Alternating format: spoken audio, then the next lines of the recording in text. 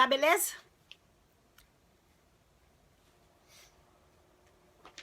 Bom, começando agora a falar do nosso filme de quem assistiu ganhou 10, só ganhou porque levou pro resto da vida. Eu vi hoje algumas colocações a respeito do filme que só vai nos ajudar bastante.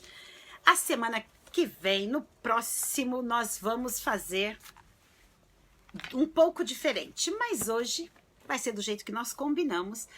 É a segunda parte. Ontem, na parte anterior, nós fizemos o quê? Nós vimos sobre o testemunho e o julgo desigual. O que eu queria abordar hoje, meninas, que ficou muito lindo neste filme, tem algumas coisas assim, algumas coisas negativas, não negativas, que pode parecer negativo, que nós vamos abordar hoje. Mas o lance do livre-arbítrio e Deus no controle. Porque, na realidade, o que parece um comentário que eu ouvi e o que deu a entender? Que parece que, assim, que quem não é cristão é horrível e quem é cristão é tudo santo. E isso não é verdade, né? Todos nós sabemos que tem gente mau caráter, bem nesse termo mesmo, em todos os lugares. Tanto que acredita em Deus como quem não acredita. Que acredita, tá? Não que segue. E tem gente boa, de boa índole, bom caráter, gente boa, ateu, crente, cristão, de todos os jeitos. Então não é isso que eu queria abordar. Mas o filme realmente, ele passa essa impressão, se a pessoa quiser pegar esse lado. Por quê? Porque se eu tô falando da minha família, eu vou falar da minha família. Nós fala, mas você tá falando... Por que eu tô falando da minha família? Então eu tô falando de um aspecto e hoje eu tô abordando aquilo. Não dá pra misturar. Então, o filme diz respeito ao... Eu quero pegar a essência, tá? Mas eu vou colocar essa parte porque muitas vezes as pessoas acham que a gente é alienado e que não viu. Eu vi. Mas não é o que eu queria abordar. Eu queria abordar um outro. Porque é o que eu falei. Gente, ele é um versículo, dá pra fazer, assim, tirar 1000 histórias. E amanhã, depois de amanhã, daqui a um ano, você vai ler, você vai tirar uma outra lição. Então, quando você assiste um filme, depende muito do seu momento. Ou quando você lê um livro, quando você lê a Bíblia, depende do seu momento, você vai aprender uma coisa, depois você vai aprender outra. Nada é assim, isso eu aprendi, não dá pra tirar mais nada daqui. Então... O filme está falando da família cristã. Estava falando do sofrimento, porque é um massacre para o cristão na faculdade. Se você tiver numa faculdade cristã, você ainda vai estar bem. Agora, se você não tiver numa faculdade cristã, vai ser muito difícil. Porque as pessoas normalmente, principalmente o ativista de qualquer segmento, ele não aceita o contraditório. Ele não quer debater ideias, ele quer enfiar a ideia dele dentro da sua cabeça. Esse não é o papel do cristão, esse não é o papel do evangelista, esse não é o papel do discipulado. O discipulado não foi isso que Jesus ensinou, de jeito nenhum. Então, não é isso que eu quero abordar, mas que tem o sofrimento da pessoa que é cristã nas faculdades, tem. Então, o filme aborda o testemunho de uma pessoa. Não quer dizer que aquela classe inteira não valia nada. O professor tinha um problema. Ele era horrível porque ele tinha um problema.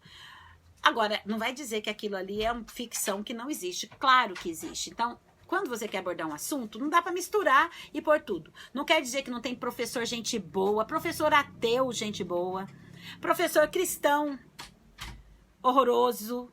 Cristão não, né? Crente. Porque cristão não tem jeito de ser horroroso. Porque o cristão... O cristão, ele reflete o caráter de Cristo, independente se ele é evangélico ou não. Então, eu sou muito bem realista. Não estou falando que, quem é evangélico, quem está aí na igreja é santo, quem é ateu, quem está lá fora é endemoniado. Não é isso. Isso não corresponde à realidade, não corresponde ao pensamento da maioria dos cristãos. Mas quando a gente está falando de um aspecto, aquele filme está mostrando a luta de uma pessoa que acabou tendo ali as pessoas ligadas a ele, mais ou menos cada qual com seu igual. Quando você é um cristão, seus amigos são cristãos, as lutas deles são as mesmas. Agora, quando faz um filme com uma gangue, com todo mundo, não sei o que, ninguém fala nada. Agora faz um filme de cristão, mas é uma panelinha, quer dizer que é tudo santo? Não. Quer dizer que pegou um segmento, pegou uma turma. É a mesma coisa que se você fizesse um filme e estivesse falando de Misael, Ananias, Azarias e Daniel. Fala, quer dizer que todo mundo é santo? Não. Numa corte de Babilônia só tinha 4. O resto tudo se dobrou perante a estátua, todos os outros comeram a comida do rei e não deram um bom testemunho. Mas se você vai falar só desses 4, quer dizer que tudo santo? Não. Quer dizer que eu peguei os 4 que deram um bom testemunho e vou contar a história desses 4. Primeiro, é a história que interessa. É a história que eu quero espelhar e é a história que dá para tirar uma lição boa. Não dá para tirar uma lição. Eu não quero perder meu tempo investigando e falando de quem se dobrou lá perante a estátua. Não é o meu objetivo. Então, o filme, eu vou falar realmente do povo que deu certo, do povo que deu bom testemunho. Eu vou perder tempo falar da namorada dele? Não vou, ela era cristã, mas eu não vou perder tempo falando dela. Eu quero hoje falar do pastor, que eu achei lindo, como Deus no controle de tudo. É que, na realidade, para quem não é cristão e não tem a vida dirigida por Deus, e fala, eu quero fazer as minhas próprias escolhas, não quero saber o que Deus pensa, porque eu sei escolher o certo, eu que sei o que é bom para mim, aí a pessoa não vai entender mesmo. Então é um outro público, não vai entender. Agora, quem quer, não estou falando que faça, mas que quer, vai entender e vai falar, bacana, eu gostaria que fosse assim. Aqueles 2 eu achei maravilhoso. Primeiro que realmente Deus é bom o tempo todo. E o tempo todo Deus é bom. Quando você tem isso como princípio, o carro não pegava, gente. O carro chegou funcionando e aí depois não pegava. A pessoa, eles não blasfemaram.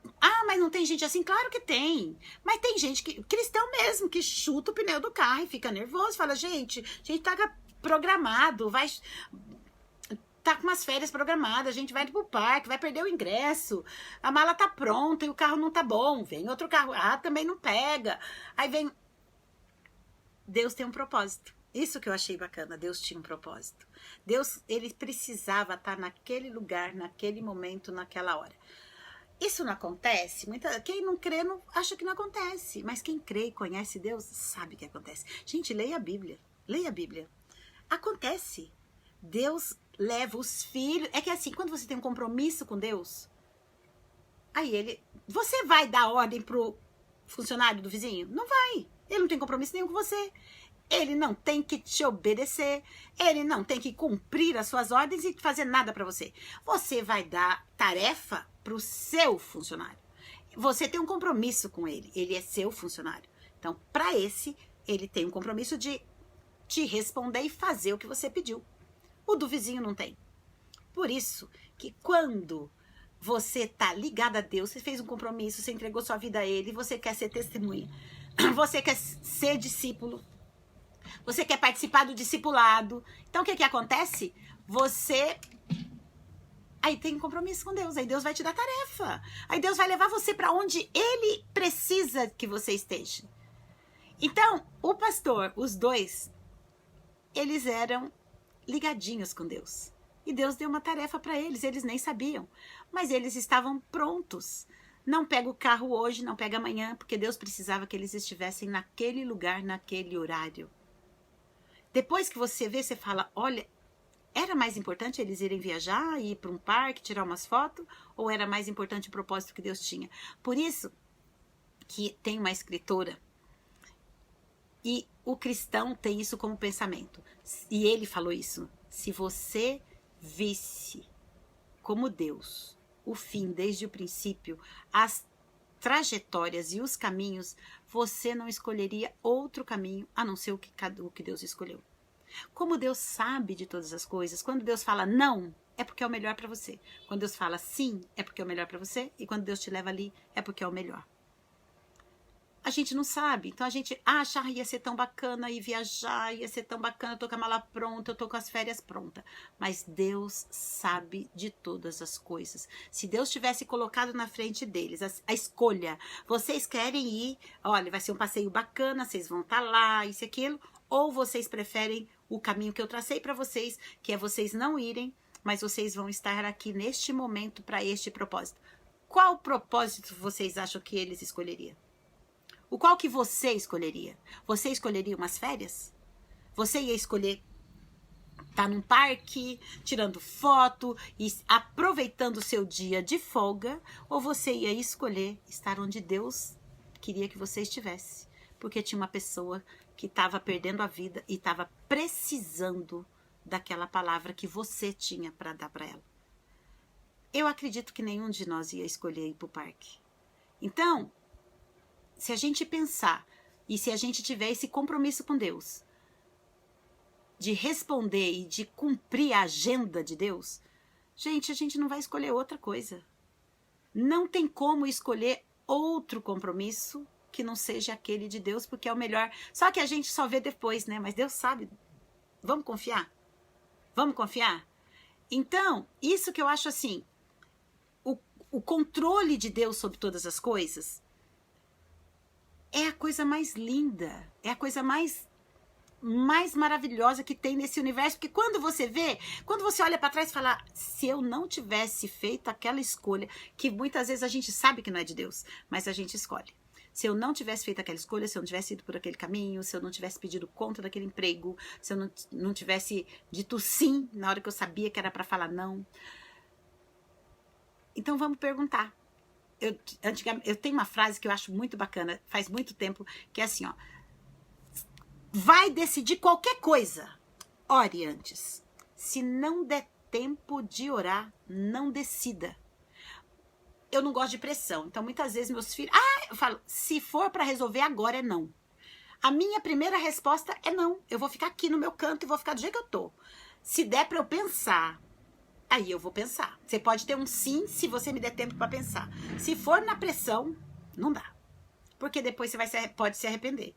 Então, se não der tempo de orar, não decida. Se tiver te pressionando, tem que ser agora, você fala, eu vou orar. Eu vou esperar uma resposta de Deus. Não dá tempo, tem que ser agora. Eu não tenho resposta para você. Deus tem. Muitas vezes, mas você não vai resolver logo? Eu falei, tá com pressa, ora comigo. Tá com pressa, ora comigo. Vamos apressar Deus para ele responder logo. E mesmo assim a gente erra quando você tem esse propósito. Imagina sem esse propósito. Então, Deus deu a escolha para todos.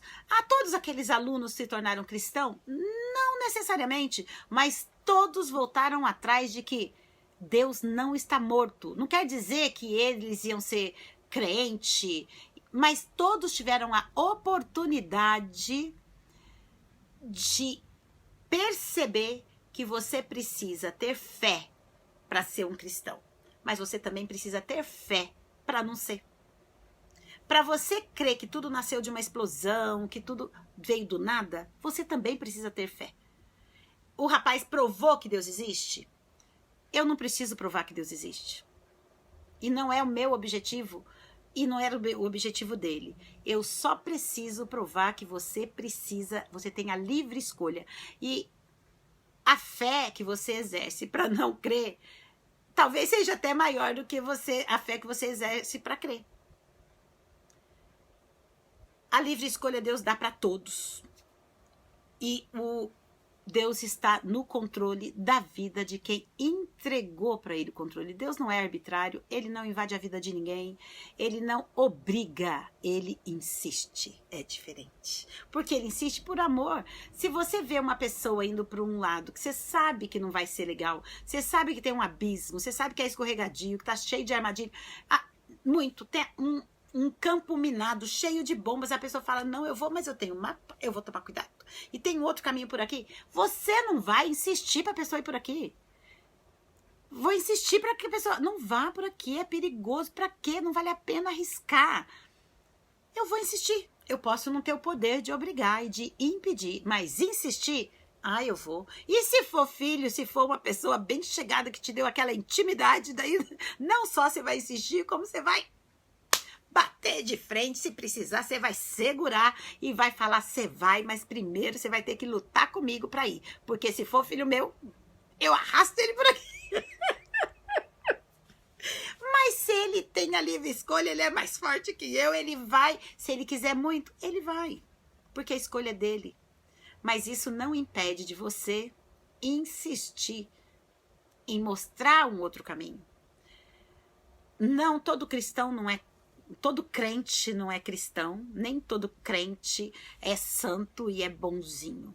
Mas se você pega a história de um, é aquele que eu quero seguir, é aquele que é meu modelo. Por que que eu vou imitar uma das pessoas que escreveu Deus está morto? O que que eu posso aprender? Eu posso aprender um monte de coisa, mas assim, ó, num curto espaço de tempo, não dá para se delongar. Agora, uma pessoa que arriscou tudo, só um risco real testa a qualidade de uma fé. Uma pessoa que arriscou tudo e correu um risco de verdade. Esse vale a pena eu investigar, esse vale a pena eu me demorar, esse tem muito para me ensinar, eu tenho muito para aprender com esse. Portanto, tem umas frases assim maravilhosas que eu escrevi aqui, porque eu não queria perder nada. Que é assim, ó. Eu achei lindo. Colocar um sorriso no rosto de Deus. Vocês imaginam o sorriso no rosto de Deus na hora?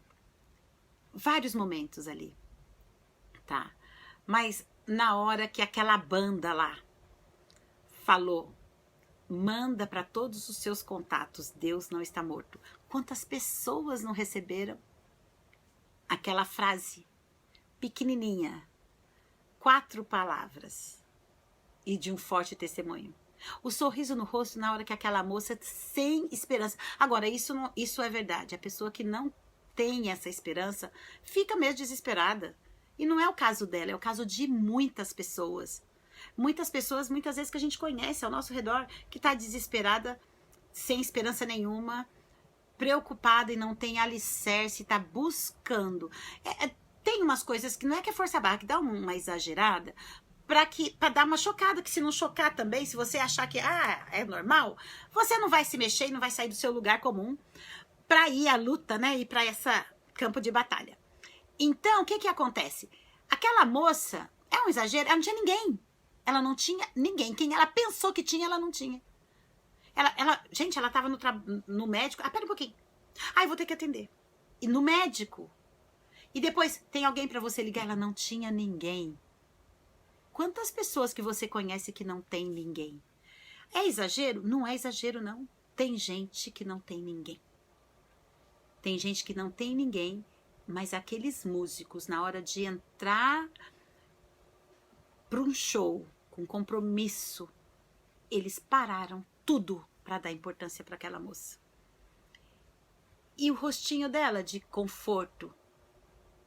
Então, muitas vezes, eu sou o conforto que Deus está querendo levar para aquela pessoa que não tem ninguém.